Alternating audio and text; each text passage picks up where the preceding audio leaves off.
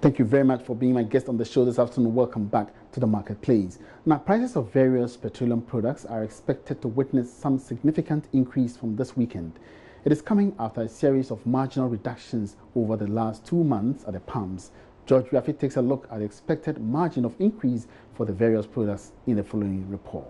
Based on industry data and our calculations, diesel is expected to go up by a little over 3%, while petrol should be just under 1%.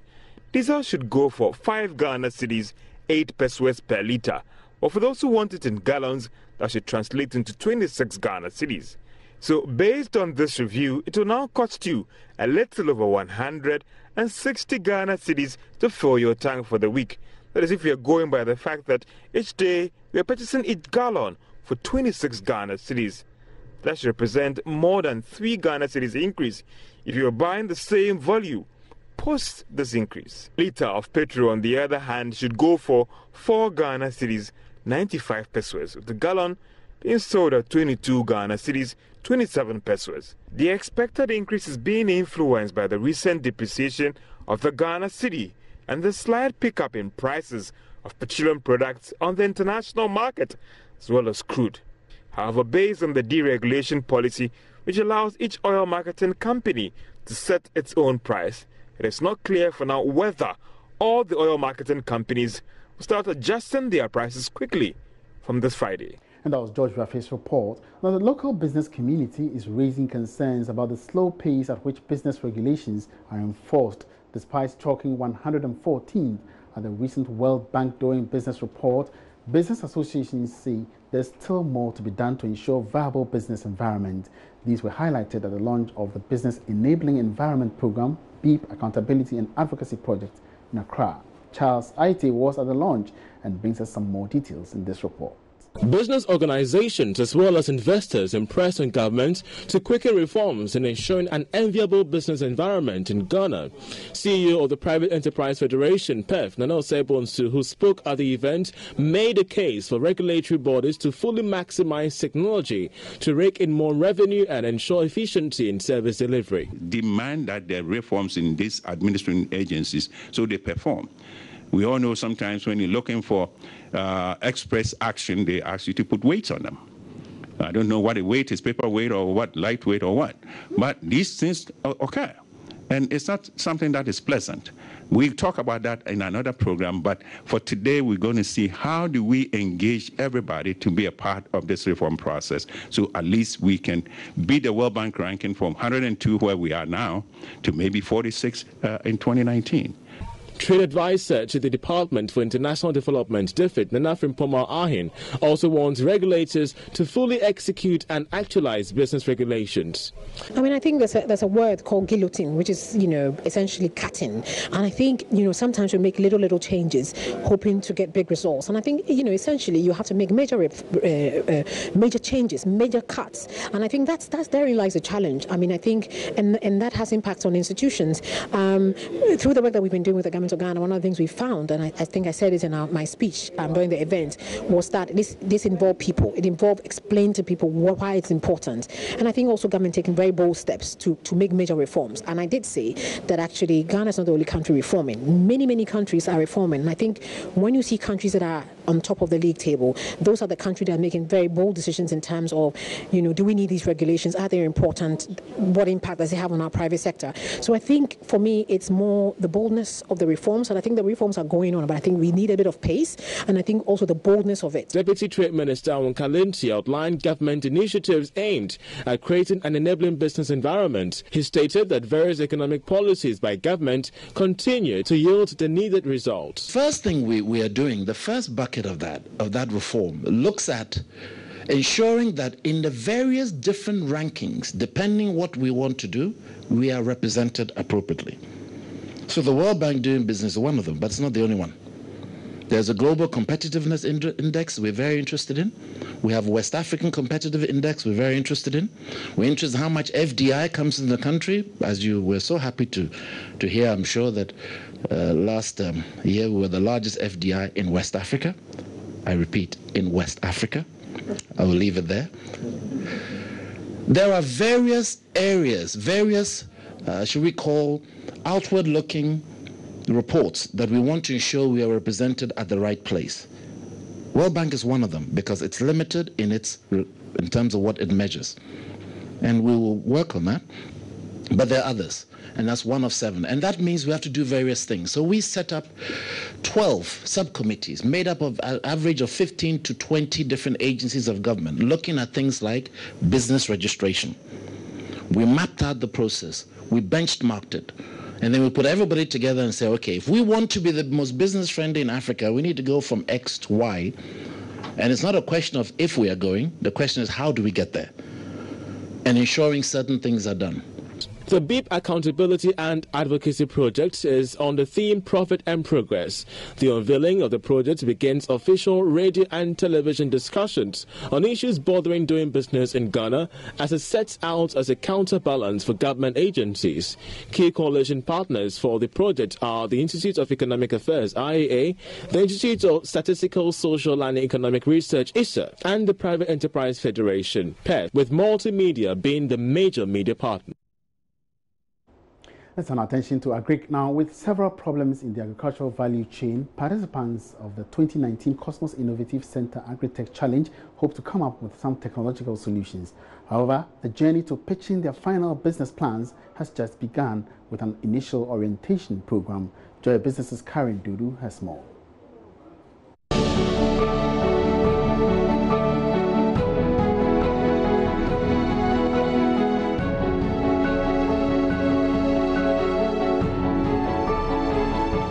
Having gone through the interview, have you gone through training at Shy Hills, and you're still here with us?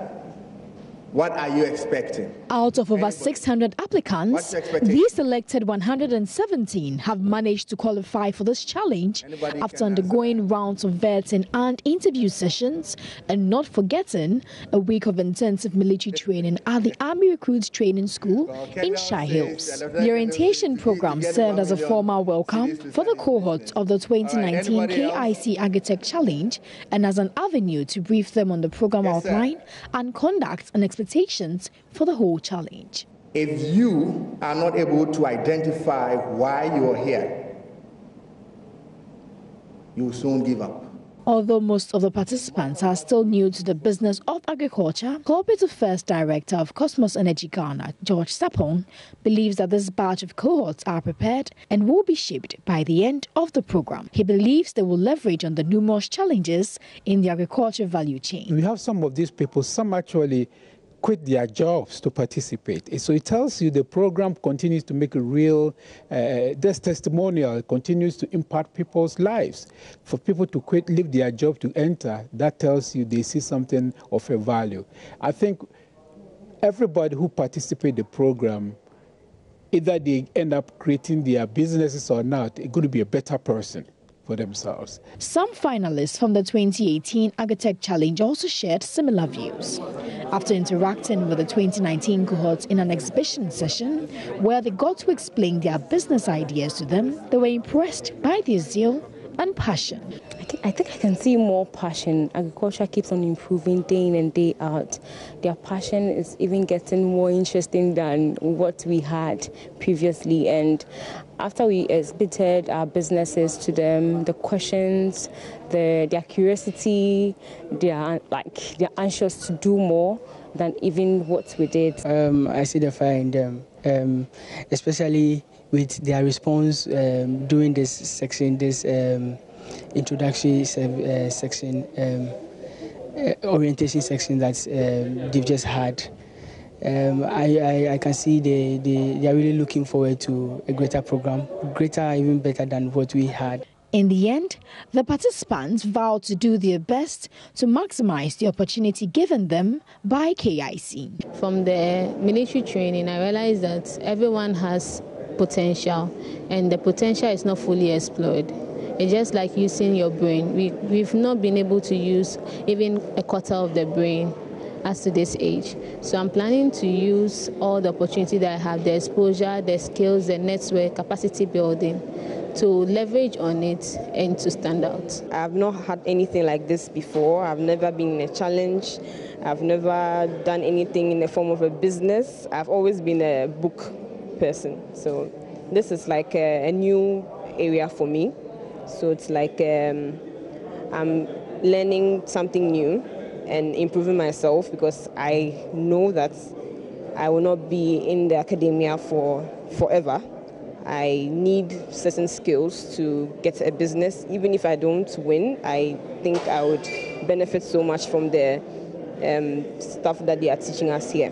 Well, they will soon have to put on their thinking caps as they gear up for the market research, where they'll meet and interact with businesses already in the agriculture value chain. All this to help shape their groundbreaking business ideas. Karen Dodu for Joy Business.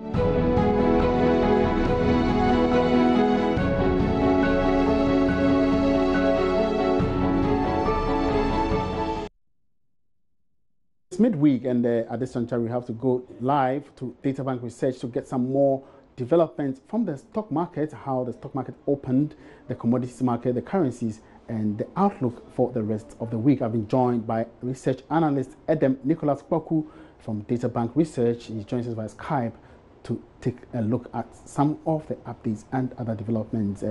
Now, Edem, you're welcome to the marketplace. Hi, good afternoon. All right, so how did the market open on Monday, and what has been the performance so far till now? Well, so far on the market, we haven't seen a lot of market activity this week. The market has been down for the first 2 trading sessions of the day. We've only seen 4 price changes on the market, with 1 gainer and 3 laggards. We've seen Cowbank gaining 3 pesos, 90 Ghana pesos per share. And on the other side, we've seen MTN in 1 Ghana peso to its original IPO price of 75 pesos. And then we also have Standard Chartered Bank lose 34 pesos, 21 cedis, and 9 pesos. And yesterday, SIC Insurance was 21 Ghana pesos. So, based on this performance, what should investors be looking out for in the course of the week? Looking at what's happening on the market now and the pattern of this outstanding, we are looking at Ghana oil. We are looking at enterprise group losing some percent coming session based on selling pressure. And we're also looking at associated gaining some percent as a result of development, increased demand for shares. Now, what about the currencies? How has the cedi performed against the other major trading currencies? Well, so far, the US dollar has been actively at 4 Ghana cedi and looking at the cedi has 3%, 6 cedis and 51%, while the euro has also lost 3%, 65%. All right, so are you saying the dollar has gone down again to the 4,000 region? That's on the intermarket where banks trade between themselves. And so far, it has been still just at 4 Ghana cedis and 94%. All right. Now, what about the commodities? How do they open? Well, Brent crude oil is now trading for $61. After news hits the market of US sanctions on Venezuela. Looking at gold, it's now trading around $1,318 per ounce. And cocoa is also trading around $2,000 per metric ton. All right, so anything else we should know before the market closes on Friday for the week? Well, like I said, Pigeon Oil is one of the stocks to look out for this week. Investors are really up their demand for that share. All right, many thanks for your time. Edem Poku is a research analyst with Databank. He's been updating us on the performance of the stock market so far. Now, still on the capital markets, the Securities and Exchange Commission, SEC, has issued a notice in respect of some fund management companies Now it says, pursuant to sections 3B, subsections F and M, and 208 section C of the Securities Industry Act 2016, Act 929, the Securities and Exchange Commission wishes to bring to the notice of the general public that the underlisted licensed operators engaged in fund management activities in the capital market have voluntarily requested to cease operation for various reasons. Now, these companies include HFC Capital Partners Limited, Atai Capital Limited, Serengeti Capital Limited, Indiogo Investment Management Limited, Verit Investment Advisory Limited, Waxon Investment and Pension Management Limited. Now, the Commission has, after a thorough assessment of the circumstances, approved their requests.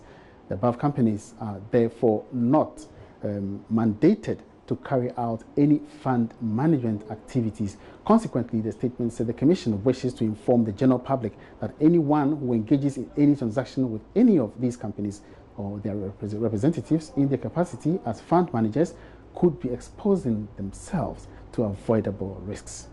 Right, so we should be following up keenly on this particular development and bring you more details related to this issue.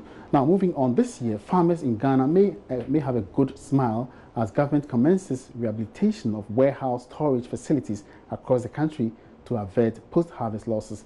This follows some bumper harvests recorded under the Planting for Food and Jobs program. But the Peasant Farmers Association says it will take more than just structures to deal with post-harvest losses. Sheila Tamaklo has been following up on these rehabilitation projects and finding out the concerns of peasant farmers. Here, on the farms at Gbon in the eastern region, these farmers say their yields have gone up thanks to the Planting for Food and Jobs program. Subsidized fertilizers and seeds, among other interventions, they say, has had great impact. Actually, the Planting for Food and Jobs, as the government introduced it to we farmers, it improved us a lot. It gives us a lot of improvement in our cropping calendar. Only we need the fertilizer should be there early for us to start the cropping season as early as possible. Then they should subsidize the land preparation for us so that the cost of production should come down for us farmers so that we should improve upon the yield. Earlier, I've been getting 40 bars in the hectare. Last season, when fertilizer was subsidized to us, I had 60 in a hectare. And I think it is very good. And if government can continue this exercise to cover all the farmers on the bore irrigation project, it will help. One would assume that the bumper harvest will translate into increased revenues, but that's not exactly the case. Inadequate storage structures and poor road networks is leading to post-harvest losses. During the transporting of these goods to the house, and then dehusking like the corn you see right now, I have to dehusk it with my children, and then trash it with them again using these yellow gallons, pounding it, and then I have to lift it and wait for the wind. When the wind doesn't blow, you can't remove the chaff from it. It's a big challenge to us, and we want to tell the government and other investors that if there can be a way, they should help us in trashing our corns. And then we have how to take the chaff out of it. And so if they can also get a way of getting some machines for us to do the harvesting also on the farm, and then maybe transporting it also into the house. Charles Nyaba is the programs officer for the Peasant Farmers Association. Our problem has to do with how to be able to contain the bumper harvest that we recorded so that it doesn't get lost before it reaches the consumer. Now, these are the factors that are leading to these losses that we record in Africa. One has to do with limited storage facilities. Two has to do with the application of innovative method of farming to reduce losses. Three has to do with low prices, whereby farmers are sometimes compelled to just leave their produce to go wasted. Four has to do with a poor feeder road network, because from the farm gate to the marketing center where the produce are expected to be sold, the road networks are very bad. So all these are leading to losses. Even the nature of warehouses that we have for storage of these commodities is also another problem. So because of these factors, we are actually recording very high losses, especially crop commodities like vegetables like watermelon, like tomatoes, like banana.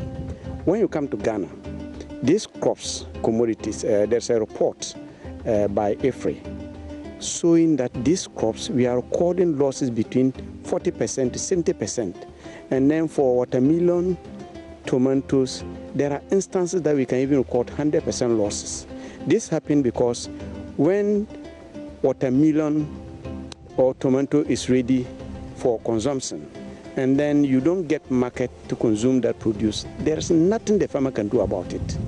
The farmer will just sit there and look at the produce going wasted. The Food and Agriculture Organization of the United Nations defines post-harvest losses as produce lost or wasted in between harvest and the moment of human consumption. According to the Food and Agriculture Organization, about 30% of food produced for human consumption is lost or wasted along the supply chain every year. This is a whopping 1.3 billion metric tons of food that doesn't ever reach the consumer. In Africa, losses are even higher, falling between 30% and 50% of yield. They occur mainly downstream between the production and retail stages of the supply chain. Fruits and vegetable losses are estimated to be 50% or more. This tends to make farming unattractive and inhibits efforts at ensuring food security in the country, whilst increasing poverty among farmers who lose the bulk of their produce through post-harvest losses. But amidst the challenges, the National Food and Buffer Stock Company says it is working to deal with these issues. Besides existing warehouses, the company has taken receipt of additional 9,000 metric ton capacity warehouses, 4,000 metric ton pack houses, and has also commenced rehabilitation of some 12 warehouses dotted across the country. And it's a wrap on the marketplace this afternoon. Many thanks for your company. My name is Emmanuel Abuaji. We are free to join again same time tomorrow. Good afternoon.